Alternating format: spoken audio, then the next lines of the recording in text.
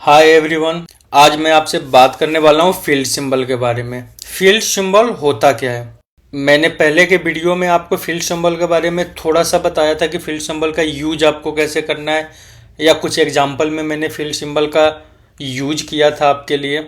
आपने C++ के बारे में अगर सुना होगा तो आपको पता होगा कि वहाँ पे आपने पॉइंटर के बारे में सुना होगा। सेम यहाँ पे फील्ड सिंबल होता है। फील्ड सिंबल करता क्या है, आपका जो मेन जो डेटा ऑब्जेक्ट होता है उस डेटा ऑब्जेक्ट के एड्रेस को स्टोर करके रखता है। फील्ड सिंबल का अपना कोई भी मेमोरी नहीं होता, या फील्ड सिंबल के अंदर आप कुछ भी स्टोर करके नहीं रखते। जो भी होता है किसी न किसी वेरिएबल या डेटा ऑब्जेक्ट में स्टोर होता है। आप क्या करते हैं, उस वेरिएबल को या डेटा ऑब्जेक्ट को फील्ड सिंबल के साथ असाइन करते हैं, जिसको हम एसोसिएशन बोलते हैं। आप उसको असाइन करते हैं। असाइन करने के बाद क्या हो जाता है कि असाइन करने के बाद उसका एड्रेस स्टोर करके फील्ड सिंबल रख लेता है। जब भी आप मेन स्टोरेज में चेंज करेंगे या फील्ड सिंबल के अंदर चेंज करेंगे, आपका मेन स्टोरेज भी चेंज होगा, प्लस आपके फील्ड सिंबल के अंदर जो डेटा होगा वो भी डेटा चेंज होगा। यहाँ पे दो टाइप का होता है। एक टाइप्ड होता है जो हम इंटीजर या किसी स्ट्रक्चर टाइप या टेबल टाइप से असाइन करते हैं। सेकेंड जो हमारा होता है जेनरिक होता है, जो हमें टाइप नहीं पता होता है तो हम इसको एनी या एनी टेबल से पहले असाइन करते हैं, उसके बाद इसको एसोसिएट करके बताते हैं कि आपको इस टाइप का वैल्यू स्टोर करना है। चलिए हम इसका एग्जाम्पल देख लेते हैं। सबसे पहले हम टाइप्ड फील्ड सिंबल का एग्जांपल देख लेते हैं। Typed field symbol.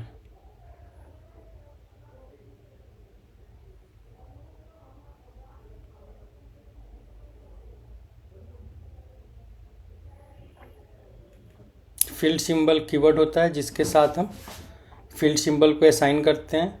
यहाँ पे हम फील्ड सिंबल का नाम डालेंगे,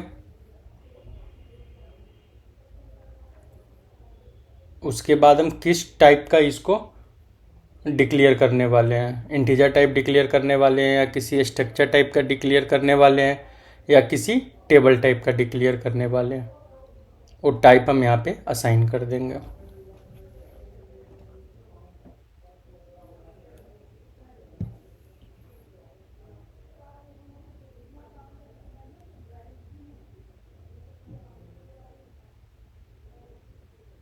ये टाइप्ड फील्ड सिंबल है क्योंकि इसका टाइप मैंने पहले ही डिफाइन कर दिया कि ये इंटीजर टाइप का होगा। चलिए सबसे पहले आपको मैं एग्जांपल बताता हूँ, create and assign field symbol. कैसे आप फील्ड सिंबल क्रिएट करेंगे और कैसे फील्ड सिंबल के अंदर आप वैल्यू असाइन करेंगे।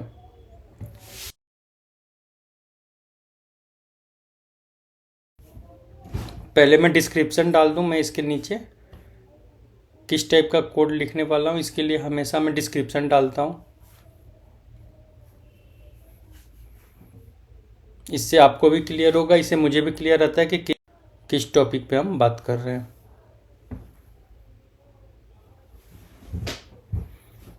फील्ड सिंबल को हम फील्ड सिंबल कीवर्ड से असाइन करते हैं, उसके बाद हम फील्ड सिंबल का नाम डालते हैं, उसके बाद टाइप के बाद हम एनी टेबल। अगर हम टाइप्ड बना रहे हैं तो सपोज जैसे हमने इंटीजर डाला, तो इंटीजर का मतलब है कि हम इसको टाइप्ड फील्ड सिंबल बना रहे हैं। यहाँ पे मैंने एफएस नाम एक फील्ड सिंबल डिक्लेयर कर दिया। फील्ड सिंबल को हमने यहाँ पे इंटीजर टाइप का बनाया। इंटीजर टाइप का बनाने के बाद उसके अंदर हमने 4 वैल्यू असाइन कर दिया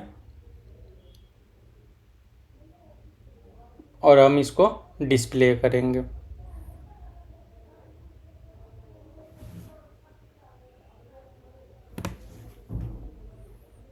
किस लाइन का क्या काम है मैं एक बार डाल दे रहा हूँ जिससे आपको क्लियर होगा।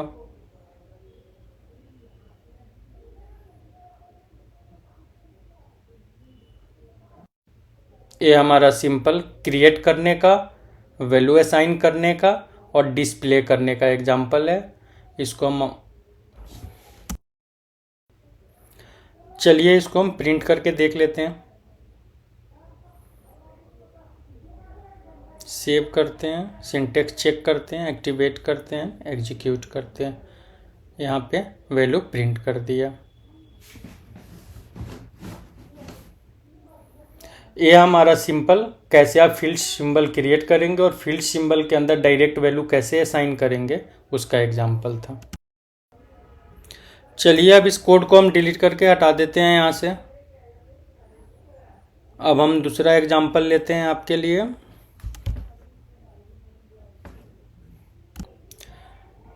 इस एग्जाम्पल में मैं बताने जा रहा हूँ कि लोकल वेरिएबल के साथ आप फील्ड सिंबल का यूज कैसे करेंगे। यहाँ पे मैंने एक लोकल वेरिएबल लिया है। वेरिएबल में हमने यहाँ पे 2 वैल्यू स्टोर कर दिया है। यहाँ पे एक फील्ड सिंबल डिक्लेयर किया इंटीजर टाइप का। यहाँ पे हम इसको असाइन कर रहे हैं। वेरिएबल और फील्ड सिंबल का एसोसिएशन हो गया, दोनों यहाँ पे एक दूसरे से असाइन हो गया। अब यहाँ पे अगर हम फील्ड सिंबल का वैल्यू देखेंगे तो वेरिएबल के अंदर जो वैल्यू स्टोर है वही वैल्यू यहाँ पे कॉपी हो जाएगा। अगर हम फील्ड सिंबल के अंदर कोई भी वैल्यू चेंज करेंगे तो वेरिएबल के अंदर वैल्यू डायरेक्टली चेंज हो जाएगा।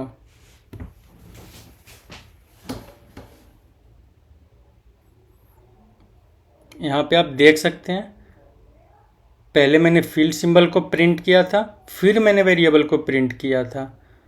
दोनों एक दूसरे से असाइन थे, इसलिए एक दूसरे के वैल्यू को ये इजीली चेंज कर रहे थे। ये हमारा वेरिएबल के साथ फील्ड सिंबल का एग्जाम्पल था। अब हम इस कोड को हटाते हैं। टेबल के साथ हम देखते हैं कि टेबल के साथ फील्ड सिंबल का यूज हम कैसे करेंगे। यहाँ पे मैं डिस्क्रिप्शन भी चेंज कर दे रहा हूँ। यहाँ पे मैं आपको टेबल के साथ फील्ड सिंबल का यूज दिखा रहा हूँ। उसके लिए आपको क्या करना है, एक इंटरनल टेबल डिक्लेयर करना है। इंटरनल टेबल डिक्लेयर करने के लिए हम यहाँ पे टाइप, यहाँ पे अब मैं आपको टेबल का स्ट्रक्चर दिखा दे रहा हूँ। जो टेबल मैंने यूज किया एस फ्लाइट, इसका स्ट्रक्चर आप देख सकते हैं। इसके अंदर नीचे भी हम जाकर इसका वैल्यू चेक कर सकते हैं। इसके अंदर ये सारे फील्ड्स पड़े हुए हैं।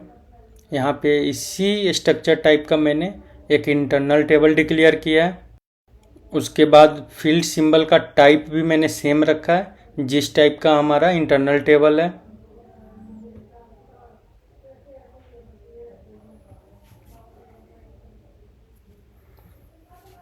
हम यहाँ इस टेबल के अंदर सिलेक्ट स्टेटमेंट लगाकर डेटा निकालेंगे और उस डेटा के वैल्यू को हम चेंज करेंगे। हम यहाँ पे जो चेंज करने वाले हैं वो करेंसी फील्ड को चेंज करने वाले हैं।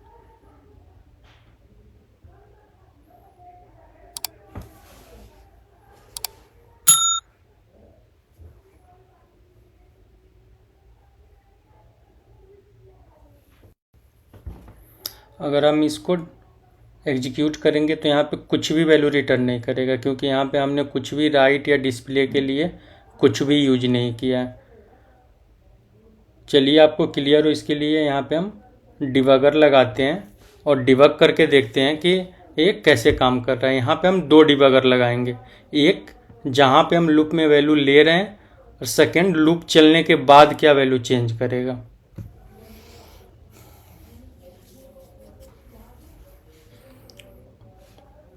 डिबगर में आ गए हम, यहाँ पे अब डेस्कटॉप 3 में आ जाएंगे। डेस्कटॉप 3 पे ही हम सारा वैल्यू चेक करते हैं। डेस्कटॉप 3 पे आने के बाद मैं सबसे पहले आपको दिखा दे रहा हूँ कि इस टेबल के अंदर क्या पड़ा हुआ है।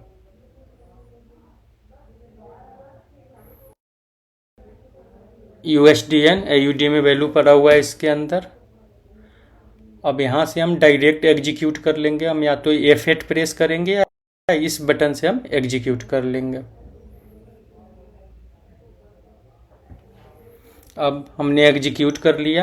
अब अगर हम इसी टेबल के अंदर जाएंगे वैल्यू चेक करने के लिए तो सारा का सारा करेंसी INR से चेंज हो गया होगा। अब देख रहे हैं यहाँ पे सारा का सारा करेंसी चेंज हो गया है।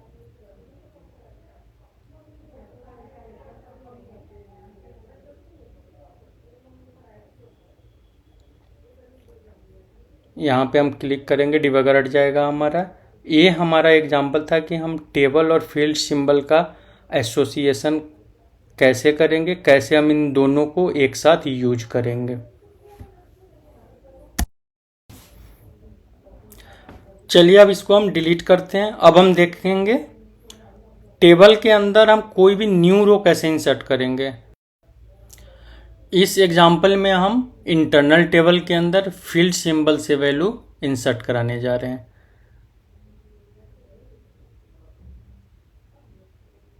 यहाँ पे मैंने एक इंटरनल टेबल डिक्लेयर कर दिया है जो LT फ्लाइट है, और सेम टाइप का हमने फील्ड सिंबल भी डिक्लेयर किया है। यहाँ पे अपेंड इनिशियल लाइन जो होता है, ये क्या करेगा, टेबल के अंदर जब भी हम इस वाले लाइन का यूज करेंगे एक न्यू लाइन इंसर्ट कर देता है आपके टेबल के अंदर।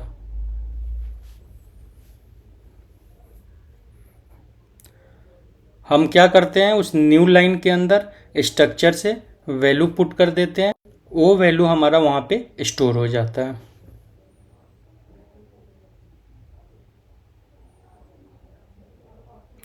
चलिए मैं आपको इसका पहले आउटपुट दिखा दे रहा हूँ, आउटपुट कैसा आएगा।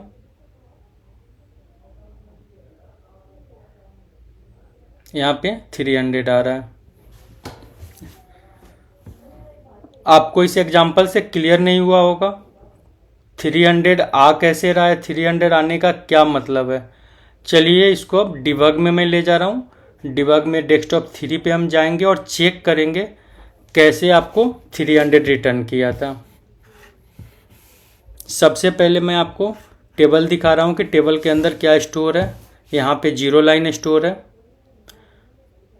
डबल क्लिक करके आप इसको चेक कर सकते हैं, यहाँ पे कोई वैल्यू स्टोर नहीं है।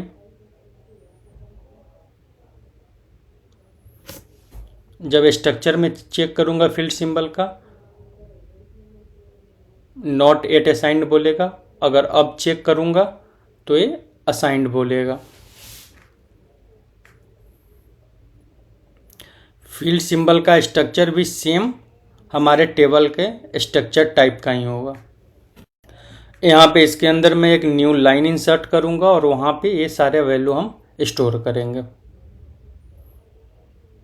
नेक्स्ट करने के बाद अब यहाँ पे मैंने अनअसाइन किया था। अनअसाइन करने से क्या होगा, फिर से फील्ड सिंबल का वैल्यू डीएलोकेट हो जाएगा।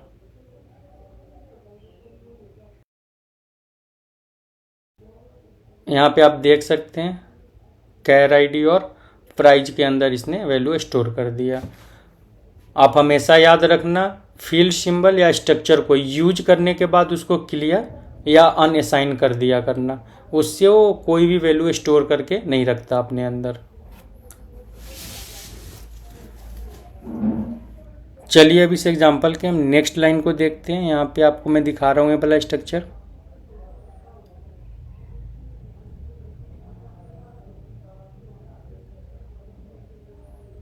यहाँ पे डीए आ रहा है, यहाँ पे प्राइस का वैल्यू नहीं आ रहा है क्योंकि अभी तक हमने नेक्स्ट किया नहीं है।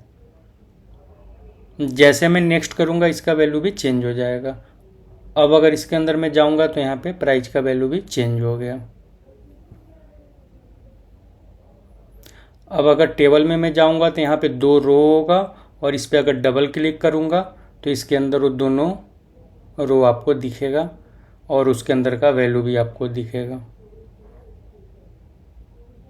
इस टाइप से हम फील्ड सिंबल का यूज करके टेबल के अंदर वैल्यू स्टोर करते हैं। अब मैं आपको बताने जा रहा हूँ वहाँ पे जो 300 वैल्यू प्रिंट किया था वो वैल्यू कैसे प्रिंट किया था। यहाँ पे हम जो टेबल को रीड कर रहे हैं, यहाँ पे कैर आईडी में हमने डीए हार्ड कोड कर दिया है। हार्ड कोड का मतलब है कि ये जो भी उठाएगा, ये जब भी उठाएगा इस डीए के प्राइस को उठाएगा।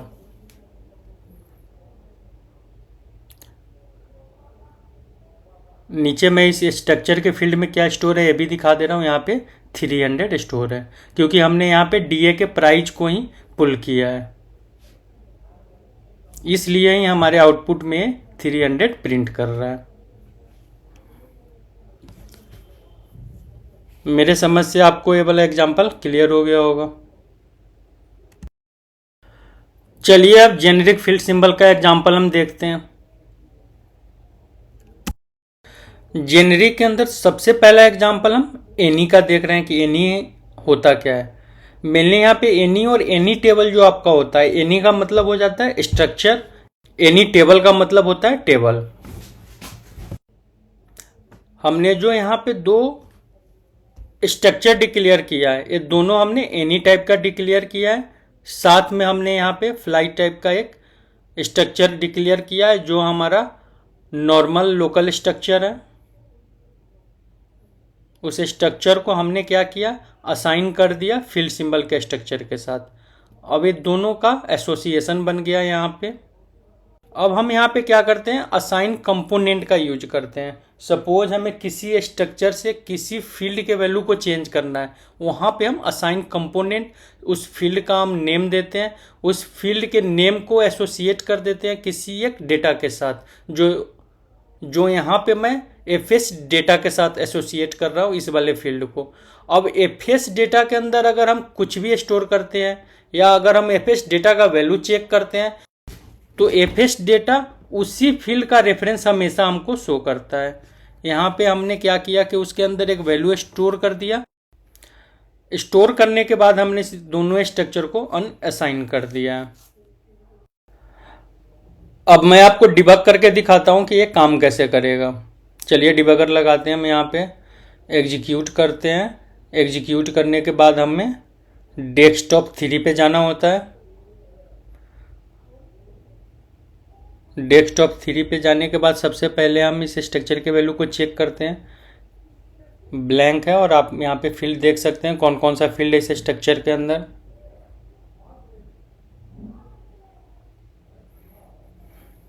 अभी तक ये फील्ड सिंबल का स्ट्रक्चर असाइन नहीं है।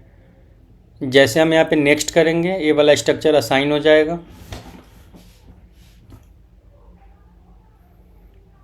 अब अगर चेक करेंगे तो ये वाला स्ट्रक्चर असाइन हो गया होगा और इस स्ट्रक्चर का भी सारा फील्ड सेम हमारे टेबल टाइप का होगा। अब नेक्स्ट लाइन में हम डेटा असाइन करेंगे। जो डेटा हमारा होगा कैर आईडी टाइप का होगा। यहाँ पे नॉट असाइंड का मैसेज देगा। नेक्स्ट करने के बाद हमारा ये असाइन हो जाएगा। अभी अगर मैं चेक करूँगा तो ये असाइंड होगा। यहाँ पे आपको इसका वैल्यू दिखेगा। जैसे मैं नेक्स्ट करूँगा यहाँ पे इसका वैल्यू शो करेगा।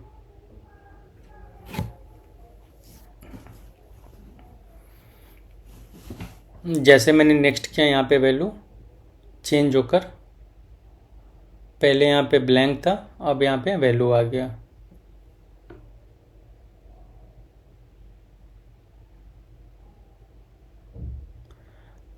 टेबल के अंदर भी आप जाकर देख सकते हैं, टेबल के अंदर भी डायरेक्ट वैल्यू को ये चेंज कर देगा। टेबल के अंदर वैल्यू क्यों चेंज कर रहा है, सॉरी स्ट्रक्चर के अंदर वैल्यू क्यों चेंज कर रहा है, क्योंकि स्ट्रक्चर के इस फील्ड का रेफरेंस स्टोर है इस फील्ड सिंबल डेटा के अंदर। अब यहाँ से हम एफेक्ट करेंगे या डायरेक्ट प्रोसेसिंग करेंगे इस वाले से और बाहर हो जाएंगे। फील्ड सिंबल के साथ हम स्ट्रक्चर का यूज कैसे करेंगे आपको क्लियर हो गया होगा। चलिए हम इस वाले कोड को हटाते हैं और अब हम एनी टेबल देखते हैं। एनी टेबल का यूज हम कैसे करेंगे। एनी टेबल का भी एग्जांपल मैंने कुछ सेम सा ही रखा है, बस यहाँ पे चेंज किया है। सबसे पहला चेंज है यहाँ पे हमने एनी टेबल टाइप का एक फील्ड सिंबल डिक्लेयर किया है। यहाँ पे हमने एक एक्स्ट्रा और फील्ड सिंबल डिक्लेयर किया है एफएस अमाउंट। पहले हम स्ट्रक्चर के साथ स्ट्रक्चर को असाइन कर रहे थे, यहाँ पे हम टेबल के साथ टेबल को असाइन कर रहे हैं। उसके नीचे हमने एस फ्लाई टेबल के अंदर सिलेक्ट स्टेटमेंट लगाया है अप टू 10 रोज तक। अप टू 10 रोज का मतलब होता है कि पहले जो भी 10 रोज मिलेगा वो डेटा हमें इस वाले इंटरनल टेबल में लाकर स्टोर कर देगा, जो हमने ITS बुक इंटरनल टेबल इसके साथ दिया है। इसके बाद असाइन कंपोनेंट का एग्जांपल पहले से सेम है कि एफएस डाटा हम असाइन कर रहे हैं। एफएस डाटा के अंदर वैल्यू ऑटोमेटिकली आ जाएगा क्योंकि टेबल में वैल्यू पहले से पड़ा हुआ है। अब उस वैल्यू को हम चेक करेंगे। अगर एफएस डाटा का वैल्यू AA से मैच कर रहा है तो फिर हम क्या करेंगे, हमने यहाँ पे सेकेंड असाइन कंपोनेंट लगाया है। यहाँ पे हम एफएस अमाउंट के अंदर उसका वैल्यू कॉपी करेंगे और उस वैल्यू को हम यहाँ पे प्रिंट करेंगे। पहला जो फील्ड सिंबल वेरिएबल है एफएस डाटा, वो हमारा वैल्यू चेक कराने के लिए, एफएस अमाउंट हमारा उस वैल्यू को अपने अंदर स्टोर करके स्क्रीन पे डिस्प्ले कराने के लिए। मैं आपको इसको एक बार डिबग में भी दिखा दे रहा हूँ कि डिबग में ज़्यादा क्लियर होता है कि ये कैसे काम कर रहा है। यहाँ पे दोनों टेबल टाइप का है। एफएस टैब जो फील्ड सिंबल का ऑब्जेक्ट है वो भी टेबल टाइप है, और हमारा जो लोकल वेरिएबल है वो भी टेबल टाइप का है। अब ये असाइन नहीं है, जैसे हम नेक्स्ट करेंगे ये फील्ड सिंबल असाइन हो जाएगा। ये भी टेबल टाइप का है।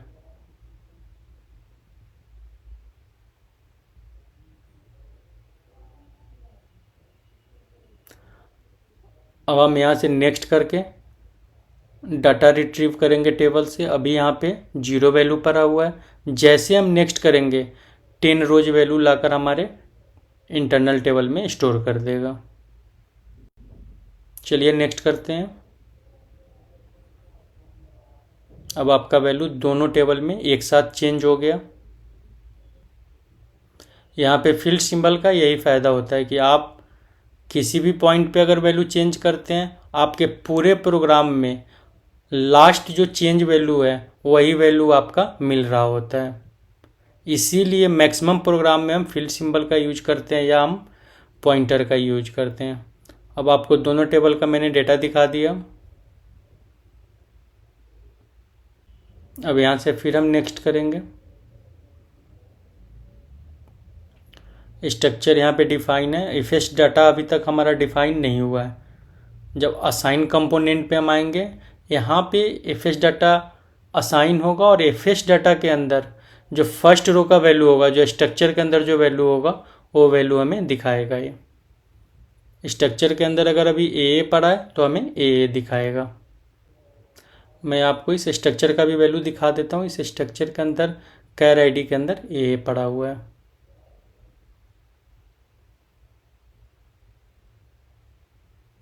यहाँ पे कंडीशन ट्रू हो रहा है। कंडीशन अगर ट्रू होगा तो हमारा कंडीशन इसके अंदर जाएगा। अब हम इसके अंदर चले जाएंगे। यहाँ पे हमारा सेकेंड वेरिएबल असाइन होगा जो एफएस अमाउंट था। ये वेरिएबल भी हमारा फील्ड सिंबल टाइप का है। इसके अंदर हम प्राइस को स्टोर कर रहे हैं। जैसे हमने नेक्स्ट किया, एफएस अमाउंट में ए से मैच किया और जो पहला वैल्यू पड़ा हुआ था वैल्यू दिखा दिया। ऐसे ही ये सारा वैल्यू यहाँ पे प्रिंट कर रहा है। ये हमारा एनी टेबल के साथ फील्ड सिंबल का एग्जाम्पल था।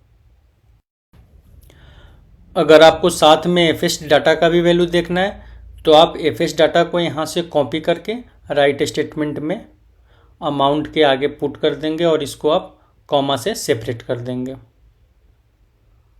जैसे आप यहाँ पे सेपरेट करोगे, इसको एग्जीक्यूट करोगे, यहाँ पे एफएस डाटा का भी वैल्यू आपको शो कर देगा। चलिए अब हम डाटा रेफरेंस और डेटा ऑब्जेक्ट का एग्जांपल देखते हैं। फील्ड सिंबल और डेटा ऑब्जेक्ट और डेटा रेफरेंस का भाई भाई वाला रिलेशन होता है। ये दोनों एक दूसरे के भाई भाई से हैं। प्रोग्रामिंग लैंग्वेज के अंदर मेन स्टोरेज या तो वेरिएबल्स के अंदर होगा या डेटा ऑब्जेक्ट के अंदर होगा।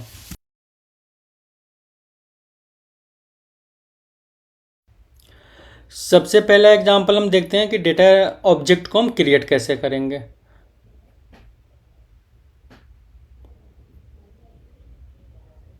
डेटा ऑब्जेक्ट को क्रिएट करने के लिए हम ref2 का यूज करते हैं। साथ में आपको जो भी डेटा टाइप देना है आप डेटा टाइप देते हैं, डेटा ऑब्जेक्ट हमारा डिक्लेयर हो जाता है।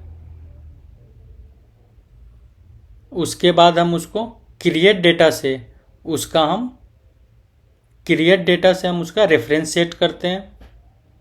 अगर आप क्रिएट डेटा नहीं करते हैं तो ये हमेशा नल रेफरेंस आपको पास करेगा, साथ में आपको डंप स्क्रीन भी देगा। यहाँ पे इसका रेफरेंस सेट हो गया, मतलब इंस्टेंस क्रिएट हो गया इसका। अब इसके अंदर हम वैल्यू असाइन करेंगे और उस वैल्यू को हम डिस्प्ले करेंगे। वैल्यू असाइन करने के लिए सिंपल सा है, यहाँ पे हम उसके सामने ये वाला सिंबल लगा देते हैं। आउटपुट के टाइम भी हम सेम सिंबल ही रखते हैं। चलिए इसको प्रिंट करके हम देखते हैं कि वैल्यू कैसा आएगा। हमने लास्ट में जो वैल्यू असाइन किया था वैल्यू हमारा प्रिंट कर दिया इसने। अगर आप वहाँ पे डिफ़ॉल्ट वैल्यू भी असाइन करके रखते तो इस डिफ़ॉल्ट वैल्यू को हटा देता। इसका रेफरेंस क्रिएट करने का वो हमारा न्यू कीवर्ड के साथ होता है। आप न्यू कीवर्ड का यूज करके डायरेक्ट इसका रेफरेंस क्रिएट कर सकते हैं और उसी पॉइंट पे आप इसके अंदर वैल्यू भी असाइन कर सकते हैं। चलिए पहले वाले का नाम हम मेथड 1 दे देते हैं, सेकेंड वाले का नाम हम मेथड 2 दे देते हैं। मेथड 2 के अंदर हम न्यू कीवर्ड से उसका रेफरेंस क्रिएट करेंगे।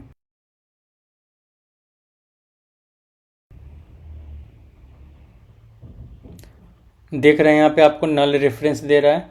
अगर आपने आप क्रिएट डेटा या न्यू से अगर आप इसका रेफरेंस क्रिएट करके नहीं रखोगे तो आपको ये नल रेफरेंस का एरर हमेशा देगा। यहाँ पे मैं न्यू मेथड डाल देता हूँ, LR num equal to new और हैश देते हैं हम एनी डेटा टाइप को सपोर्ट करने के लिए। साथ में हम यहाँ पे ब्रैकेट के अंदर कोई भी वैल्यू भी दे सकते हैं। सपोज मैंने यहाँ पे 3 दे दिया। अब इसको हम सिंटेक्स चेक करते हैं। यहाँ पे एरर दे रहा है। एरर क्या दे रहा है? New is unknown. ओके, ये एक्टिवेट में प्रॉब्लम ले रहा है। लगता है शायद हमने हैश सिंबल और इसके बीच में स्पेस दे दिया है, ब्रैकेट के बीच में। अब हम सिंटेक्स चेक करेंगे। एरर हमारा चला गया। यहाँ पे आप देख सकते हैं वैल्यू हमारा प्रिंट कर दिया। ये एक बहुत छोटा और एक बहुत सिंपल सा एग्जाम्पल था कैसे हम डेटा ऑब्जेक्ट क्रिएट करेंगे। चलिए अब हम नेक्स्ट देखते हैं डेटा ऑब्जेक्ट का रेफरेंस स्टोर कैसे करेंगे हम।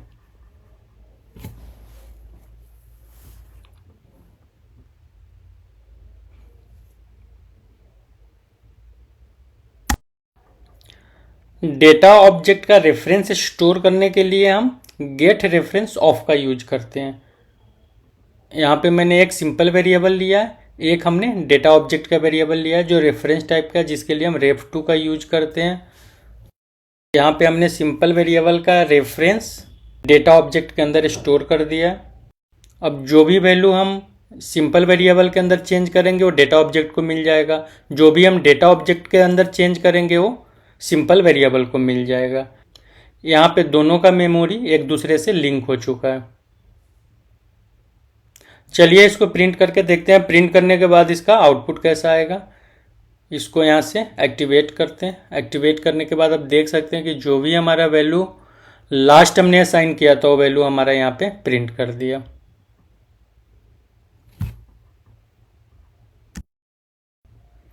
इसका भी एक सेकेंड मेथड होता है, इसको हम ref2 से भी यहाँ पे रेफरेंस पास कर सकते हैं। इसको हम अभी कमेंट में डालते हैं। यहाँ पे अभी आपको मैं ref2 का यूज करके बताता हूँ कि आप ref2 से कैसे इसका रेफरेंस लोकल वेरिएबल के अंदर स्टोर कराएंगे। इसको हम सेव करेंगे। ये एग्जाम्पल हमारा रेफ कीवर्ड के साथ है कि कैसे आप यूज करेंगे इसको। चलिए एग्जीक्यूट करते हैं। यहाँ पे 2 इसलिए प्रिंट कर रहा है, ऊपर में डिफ़ॉल्ट वैल्यू जो हमने लोकल वेरिएबल का दिया वो 2 ही दिया है, इसलिए 2 प्रिंट कर रहा है। यहाँ पे इस लाइन को कॉपी करके हम नीचे कर देते हैं। अब यहाँ से जैसे हम डेटा ऑब्जेक्ट का वैल्यू चेंज करेंगे लोकल वेरिएबल का वैल्यू ऑटोमेटिकली चेंज हो जाएगा। यहाँ पे 4 प्रिंट कर रहा है। हमारा मेमोरी लिंक कैसे करेंगे लोकल वेरिएबल और डेटा ऑब्जेक्ट का, और कैसे इनका स्टोरेज आपस में एक दूसरे से कनेक्टेड होता है, इसके लिए था। चलिए हम अगला एग्जांपल देखते हैं। टेबल का यूज हम डेटा ऑब्जेक्ट के साथ कैसे करेंगे। डिस्क्रिप्शन को हम चेंज कर देते हैं, इसको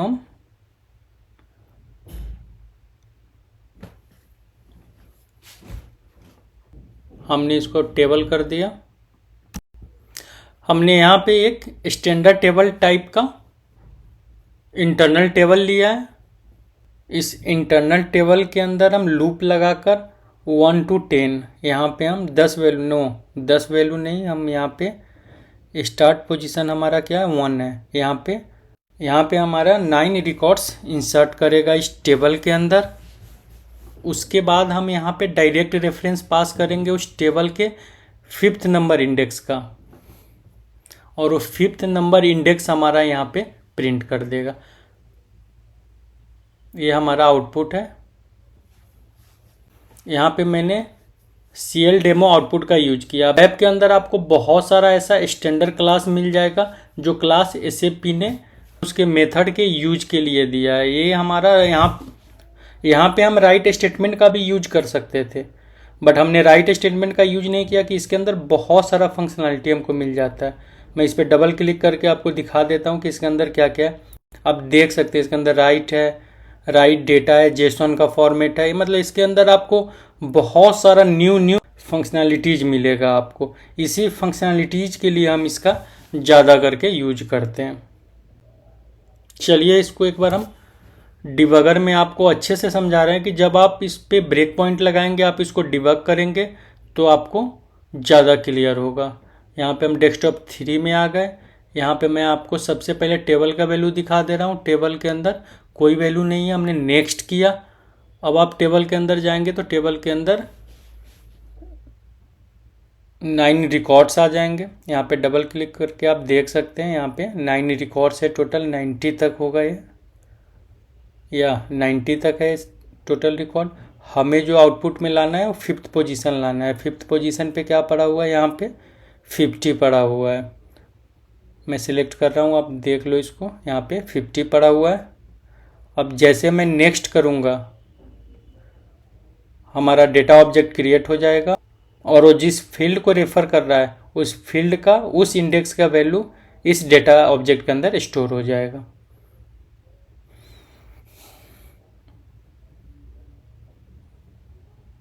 चलिए यहाँ पे मैं आपको आउटपुट दिखा रहा हूँ। आउटपुट आप देख सकते हैं, यहाँ पे 50 प्रिंट कर रहा है। अब आपको क्लियर हो गया होगा 50 कैसे प्रिंट किया। चलिए अब हम स्ट्रक्चर के अंदर डेटा ऑब्जेक्ट का यूज देखते हैं कि स्ट्रक्चर के अंदर आप डेटा ऑब्जेक्ट का यूज कैसे करेंगे। मैं इसका डिस्क्रिप्शन चेंज कर दे रहा हूँ, मैं इसको स्ट्रक्चर कर दे रहा हूँ। इस एग्जाम्पल में हम स्ट्रक्चर टाइप का डेटा ऑब्जेक्ट बनाकर उसके फील्ड्स के अंदर हम वैल्यू स्टोर कर रहे हैं। उसके फील्ड के अंदर वैल्यू स्टोर करने के लिए आपको कुछ नहीं करना है। यहाँ पे बस आपको जिस टेबल के टाइप का आपको बनाना है उस टेबल के टाइप का आप एक डेटा ऑब्जेक्ट बना दोगे। डेटा ऑब्जेक्ट बनाने के बाद उस डेटा ऑब्जेक्ट का रेफरेंस करना बहुत ज़रूरी होता है। जब तक अगर आप उसका ऑब्जेक्ट नहीं रेफरेंस करेंगे वो नल वैल्यू का आपका एरर लेता रहेगा। उसके बाद आपको क्या करना है, उस स्ट्रक्चर का नाम प्लस उस फील्ड का नाम देकर आप यहाँ पे वैल्यू स्टोर कर सकते हैं।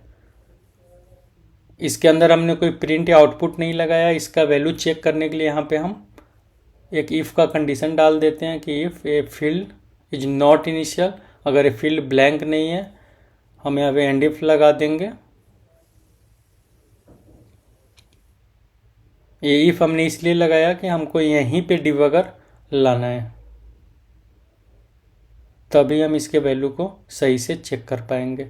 यहाँ पे हम डिबगर लगाते हैं, जिसको हम इसको हम डिबगर नहीं ब्रेक पॉइंट बोलते हैं। आपको ज़्यादा क्लियर हो इसलिए मैं इसको हमेशा डिबगर बोलता हूँ।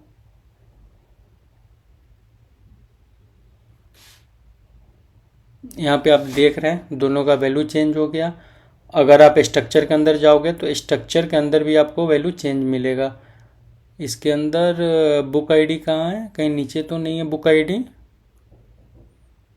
प्राइस का वैल्यू तो आ गया, बुक आईडी का वैल्यू हमें नहीं दिख रहा, कहीं बुक आईडी नीचे होगा या बुक आईडी हमारा ऊपर में कहीं होगा। बुकिंग आईडी का वैल्यू हमने चेंज किया था, दिख क्यों नहीं रहा है बुकिंग? हाँ यहाँ पे है, बुक आईडी यहाँ पे है। बुकिंग आईडी का वैल्यू हमने यहाँ पे चेंज किया था, बुकिंग आईडी का वैल्यू यहाँ पे चेंज हो गया। ये हमारा था कि आप कैसे डेटा ऑब्जेक्ट का यूज करके किसी स्ट्रक्चर के फील्ड के अंदर वैल्यू को आप चेंज करेंगे, उसका कैसे आप मेमोरी एक दूसरे डेटा ऑब्जेक्ट के साथ लिंक करेंगे। चलिए एग्जीक्यूट करते हैं। आउटपुट आपको पता ही है कि आउटपुट क्या आने वाला है, इसलिए हम दूसरे एग्जाम्पल के लिए चलते हैं। अब आपको मैं सिंपल इंटरनल टेबल के साथ डेटा ऑब्जेक्ट का यूज बता रहा हूँ। सिंपल इंटरनल टेबल के साथ आप डेटा ऑब्जेक्ट का यूज कैसे करेंगे। यहाँ पे आपको एक डेटा ऑब्जेक्ट डिक्लेयर करना होगा जो टेबल टाइप का होगा, एक आपको सिंपल इंटरनल टेबल भी डिक्लेयर करना होगा, साथ में आपको लूप के अंदर रेफरेंस इनटू करना होगा। रेफरेंस इनटू करके आप डेटा ऑब्जेक्ट के स्ट्रक्चर के अंदर टेबल का वैल्यू स्टोर कर सकते हैं। एक बहुत छोटा और सिंपल सा एग्जांपल है। लूप हम बहुत बार लगाते हैं, लूप ऐड करते हैं, लूप ऐड के बाद हम फील्ड सिंबल लगाते हैं, लूप ऐड के बाद हम लोकल स्ट्रक्चर लगाते हैं। यहाँ पे हमने रेफरेंस इनटू किया है डाटा ऑब्जेक्ट के अंदर। बस एक थोड़ा सा यही ट्रिक है और एक छोटा सा चेंज था। आप देख सकते हैं आउटपुट यहाँ पे 10 रोज क्यों आया था, अप टू 10 रोज हमने लगा रखा है। ऊपर का जो भी 10 रिकॉर्ड होगा वो यहाँ पे शो करेगा।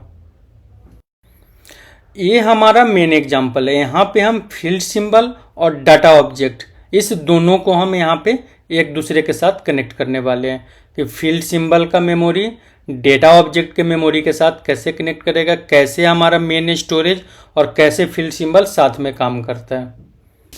इस वाले एग्जाम्पल में हमने कोई भी लोकल वेरिएबल का यूज नहीं किया। यहाँ पे हमने या तो फील्ड सिंबल का यूज किया है, नहीं तो हमने यहाँ पे ref2 से डेटा ऑब्जेक्ट का यूज किया है। इस टाइप के एग्जाम्पल में कहीं भी अगर मैं ref2 का यूज कर रहा हूँ, न्यू कीवर्ड का यूज कर रहा हूँ, क्रिएट डेटा का यूज कर रहा हूँ, रेफ कीवर्ड का यूज कर रहा हूँ, उसका मतलब है कि मैं डेटा रेफरेंस को या तो डेटा रेफरेंस को मैं कॉल कर रहा हूँ, या डेटा रेफरेंस को मैं इनिशियलाइज कर रहा हूँ, या डेटा का रेफरेंस किसी और वेरिएबल के साथ मैं उसको कनेक्ट कर रहा हूँ। जहाँ भी असाइन का यूज होगा, असाइन का यूज एक टाइप से क्या है, एक रिलेशन। असाइन फील्ड सिंबल के साथ ही होता है और हम क्या करते हैं, हमेशा जो असाइन फील्ड सिंबल के साथ यूज करते हैं उसको हम किसी न किसी वेरिएबल या किसी न किसी डेटा ऑब्जेक्ट के साथ उसके मेमोरी को लिंक करने के लिए करते हैं। ये आप आउटपुट देख सकते हैं। अभी मैंने आपको आउटपुट दिखाया, आउटपुट बहुत ही सिंपल सा था। जो भी हमारे नम वेरिएबल के अंदर वैल्यू पड़ा था उसको इसने प्रिंट कर दिया। नेक्स्ट है हमारा रेफरेंस स्ट्रक्चर के साथ फील्ड सिंबल का यूज। इस सेम एग्जांपल पहले जो मैंने आपको बताया था वैसा ही है। यहाँ पे हमको क्या करना है कि एक रेफरेंस वेरिएबल क्रिएट करना है। रेफरेंस वेरिएबल आपको पता है रेफ2 से हम क्रिएट करते हैं। उसके बाद हमने क्या किया है कि दो फील्ड सिंबल के ऑब्जेक्ट्स क्रिएट किए हैं, जो एक str है और एक डेटा है। कभी भी जो आप रेफरेंस वेरिएबल क्रिएट करते हैं उसका मेमोरी इनिशियलाइज करते हैं, उसके लिए आप क्या यूज करते हैं, रेफ का यूज, या डेटा से करते हैं या आप न्यू कीवर्ड से करते हैं। उसके बाद हम फील्ड सिंबल का जोड़ी बनाते हैं। फील्ड सिंबल का जोड़ी बनाने के लिए आपको पता है कि असाइन कीवर्ड का यूज हम करते हैं। यहाँ पे हमने बस थोड़ा सा चेंज कर दिया है, इस बुक का हमने यहाँ पे रेफरेंस दे दिया है।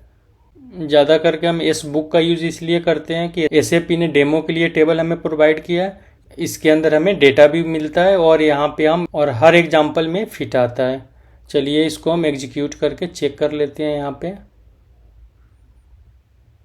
पे हमने कुछ नहीं किया था, बस रेफरेंस के लिए इस टेबल का यूज किया था क्योंकि हम कोई वैल्यू स्टोर नहीं कर रहे हैं। चलिए डिबग करके आपको थोड़ा और ज़्यादा मैं क्लियर कर देता हूँ। यहाँ पे डेस्कटॉप 3 में तो हम आ गए। अब हम यहाँ पे क्या करेंगे, इस पे str वाले स्ट्रक्चर को पहले चेक कर लेते हैं कि स्ट्रक्चर के अंदर क्या कहानी है। स्ट्रक्चर ब्लैंक है और सारा फील्ड ले चुका है, मतलब हमारा इस बुक टाइप का बन गया। ये तो अभी हमने इनिशियलाइज नहीं किया, नेक्स्ट कर देते हैं। नेक्स्ट करते इनिशियलाइज हो गया है वाला स्ट्रक्चर हमारा।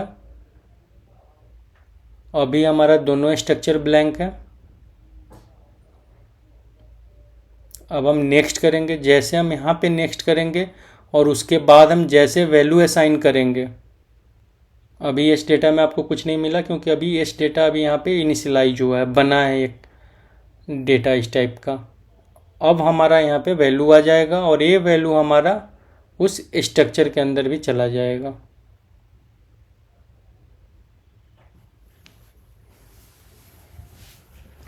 ये सारा लिंक्ड मेमोरी का गेम है। आप कहीं भी कुछ डालोगे आपका डेटा अपने आप हर जगह फ्लो कर जाएगा। ये हमारा आउटपुट था।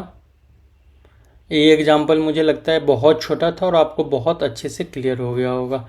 चलिए अब दूसरा एग्जाम्पल जो आपके साथ हम शेयर करने वाले वो है, ये एग्जाम्पल है हमारा फील्ड सिंबल टेबल का यूज हम डेटा ऑब्जेक्ट के साथ कैसे करेंगे।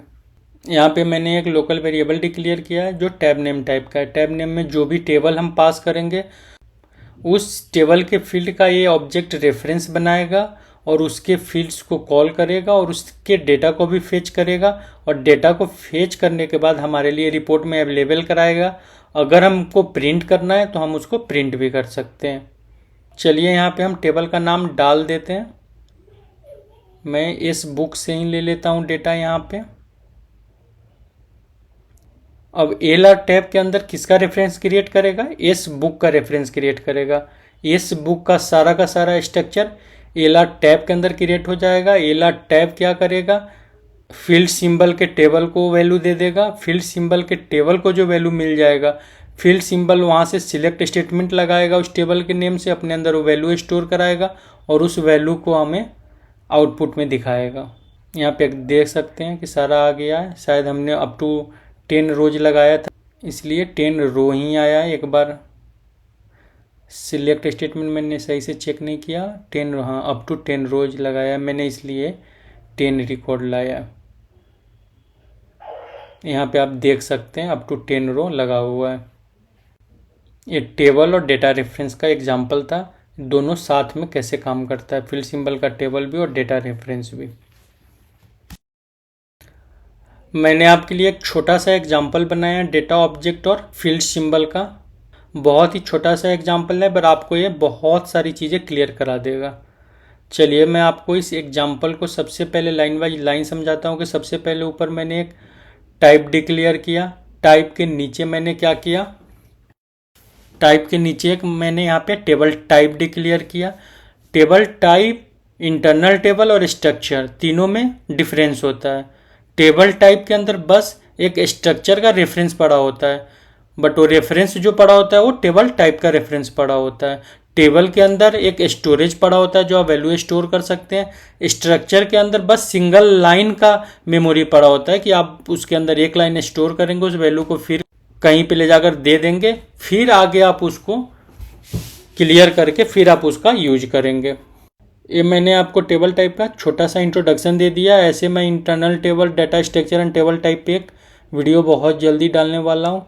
यहाँ पे मैंने 2 फील्ड सिंबल डिक्लेयर किया है। यहाँ पे जो मैंने 2 फील्ड सिंबल डिक्लेयर किया है, एक मैंने टेबल के लिए किया है और एक मैंने स्ट्रक्चर के लिए किया है। स्ट्रक्चर में हम डाटा लेंगे और उस डेटा को हम टेबल को देंगे। क्रिएट डेटा, आपको पता है कि क्रिएट डेटा का यूज हम करते हैं उसके मेमोरी को इनिशियलाइज करने के लिए, नहीं तो उसका मेमोरी हमेशा हमें नल रेफरेंस का एरर देगा। अब इसके अंदर इस फील्ड का स्ट्रक्चर आ जाएगा जो हमने ऊपर डिफाइन कर रखा है। कस्टमर का नाम, कस्टमर का आईडी है, कस्टमर का नाम है, उसका सिटी और कंट्री है। यहाँ पे हम क्या करेंगे कि अपेंड इनिशियल लाइन करते हैं। अपेंड इनिशियल लाइन का क्या मतलब होता है? सपोज आपके पास एक टेबल पड़ा हुआ है, जब भी आप उसके अंदर अपेंड इनिशियल लाइन करते हैं तो उसके अंदर एक आपको ब्लैंक रो इंसर्ट कर देता है। अब उस ब्लैंक रो का रेफरेंस आपके स्ट्रक्चर के फील्ड के पास होता है। अब स्ट्रक्चर के फील्ड में आप जो भी वैल्यू स्टोर करते हैं वो वैल्यू डायरेक्टली आपको उस वाले स्ट्रक्चर के फील्ड के अंदर चला जाता है और वहाँ से वो आपके टेबल में डायरेक्टली कॉपी हो जाता है। टेबल में डायरेक्टली कॉपी क्यों हो जाता है? कि हमेशा आप अपेंड इनिशियल लाइन को या तो लूप में यूज करते हैं या 2 बार 3 बार, जैसे मैंने यहाँ पे 2 बार यूज किया है। तो ये क्या करेगा? यहाँ पे 2 रो इंसर्ट करेगा। फर्स्ट में ब्लैंक रो इंसर्ट करेगा, उसके अंदर हमने कुछ वैल्यू दिया इसको, उस वैल्यू को वहाँ पे कॉपी कर देगा। चलिए मैं आपको इसको डिबग में ज़्यादा क्लियर तरीके से बताता हूँ कि डिबग के अंदर आप इसको कैसे यूज करेंगे। सबसे पहले मैंने क्रिएट डेटा से इसीलिए लिया कि आपको यहाँ पे क्लियर हो जाएगा कि हमने जो ऑब्जेक्ट बनाया है वो किस टाइप का बनाया है। तो सबसे पहले हम ऑब्जेक्ट का स्ट्रक्चर देखेंगे। तो यहाँ पे आप देख सकते हैं इसके अंदर 4 फील्ड है। कस्टमर का आईडी है, नेम है, उसका सिटी और उसका कंट्री कोड है। इसको फिर हम नेक्स्ट करते हैं। नेक्स्ट करके जब हम इसके अंदर जाएंगे तो इसके अंदर वैल्यू तो 0 पर आया, पर इसके अंदर भी स्ट्रक्चर आपको सेम वही मिलेगा क्योंकि ये उसी फील्ड का कॉपी है। दोनों के अंदर 0 वैल्यू पड़ा हुआ है। अब इसको फिर से हम नेक्स्ट करते हैं। नेक्स्ट नेक्स्ट नेक्स्ट करेंगे हम यहाँ पे कि सारे फील्ड के अंदर वैल्यू देख, यहाँ पे आप देखा आपने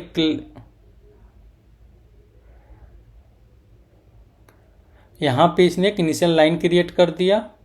अब हम इसको फिर नेक्स्ट नेक्स्ट करके नीचे जाएंगे। 4 बार हम नेक्स्ट करेंगे। यहाँ पे उसके अंदर चारों फील्ड में वैल्यू कॉपी कर देगा।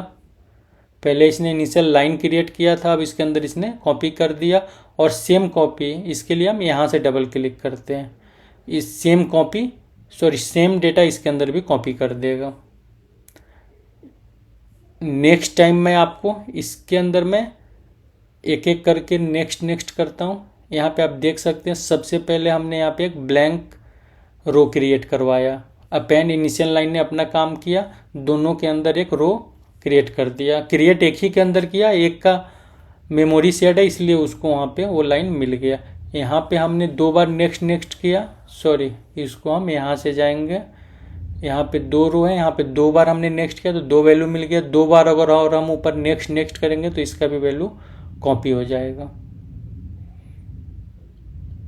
यहाँ भी 2 रो ही आया है अभी तक, मतलब 2 फील्ड में वैल्यू आया है।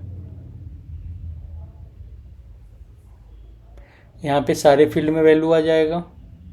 सॉरी मैं बार बार क्लिक कर देता हूँ, यहाँ पे क्लिक करना होता है आपको डेटा ऑब्जेक्ट के लिए, और नीचे जो हम यहाँ पे क्लिक करेंगे इस वाले टेबल टाइप के लिए। दोनों में वैल्यू आ गया। मतलब ये वाला एग्जाम्पल आपको बिल्कुल क्लियर होगा कैसे ये काम करता है।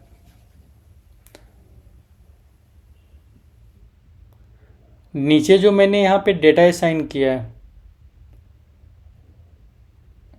इस डेटा को असाइन करने का एक और मेथड होता है जो आपको मैंने पहले भी बताया कि न्यू कीवर्ड के साथ हम डेटा असाइन करते हैं। तो चलिए पहले हम इसको हटाते हैं और न्यू कीवर्ड से कैसे आप डेटा असाइन करेंगे डायरेक्ट, क्योंकि वहाँ पे न्यू और वैल्यू कीवर्ड का कॉम्बिनेशन चलता है जिससे वो डायरेक्ट आपके उस फील्ड के अंदर वैल्यू, और बहुत शॉर्टकट होता है। अब ऐप 7.4 के बाद हमें सारे फीचर्स मिले हैं। यहाँ पे हम क्या करते हैं, न्यू के साथ डायरेक्ट इसके अंदर वैल्यू असाइन कर देते हैं। चलिए अब इस एग्जांपल को एक बार हम डिबग करके चेक कर लेते हैं। न्यू कीवर्ड से जो हमने वैल्यू असाइन किया है ये कैसे काम करेगा। यहाँ पे हमें कोई आउटपुट नहीं देगा, हमको डिबग में जाना ही पड़ेगा। यहाँ पे हमने ब्रेक पॉइंट लगा दिया है। अब मैं डेस्कटॉप 3 पे आ जाता हूँ। डेस्कटॉप 3 पे आने के बाद हम अगर FS टैब का वैल्यू चेक करेंगे, हमें यहाँ पे डायरेक्ट 0 मिल रहा था। 0 इसलिए मिल रहा था कि हमने इस स्ट्रक्चर को नीचे असाइन ही नहीं किया है। जो पहले वाला हमारा एग्जाम्पल था, पहले वाले एग्जाम्पल के साथ ही हमने इसको असाइन करके रखा था। यहाँ पे हमको इस लाइन को डालना पड़ेगा जिससे डेटा स्टोर करने के बाद हम वैल्यू यहाँ पे डेटा स्टोर करने के बाद हम इस फील्ड के साथ इसका जोड़ी बना देंगे। अब दोनों का जोड़ी बन गया है। अब अगर हम डिबग करके देखेंगे इसका वैल्यू, तो अब यहाँ पे वैल्यू आ गया होगा आपको। डेस्कटॉप 3 पे तो आ गया, वैल्यू आ गया, हाँ आ गया। आपको यहाँ पे वैल्यू शो कर रहा है। चलिए डायरेक्ट एग्जीक्यूट करते हैं, यहाँ से हम बाहर निकलते हैं। ये मैंने आपके लिए एक छोटा सा एग्जाम्पल बनाया था डेटा ऑब्जेक्ट और फील्ड सिंबल का। आप यहाँ से सोर्स कोड को कॉपी कर सकते हैं, आप अपने वेब एडिटर पे पेस्ट करके आप इसको चेक कर सकते हैं। बस आपको क्या करना होगा कि यहाँ पे जो डेमोज टेबल होते हैं, इस बुक का हो गया, स्प्लाइट का हो गया, वो सारा आपको वहाँ पे क्रिएट करके रखना पड़ेगा। क्रिएट क्या करना होगा, एक रिपोर्ट होता है, जो रिपोर्ट आप चलाएंगे तो अपने आप डेटा स्ट्रक्चर सब कुछ वहाँ पे क्रिएट कर देता है। चलिए इस वीडियो को हम यहीं पे ख़त्म करते हैं।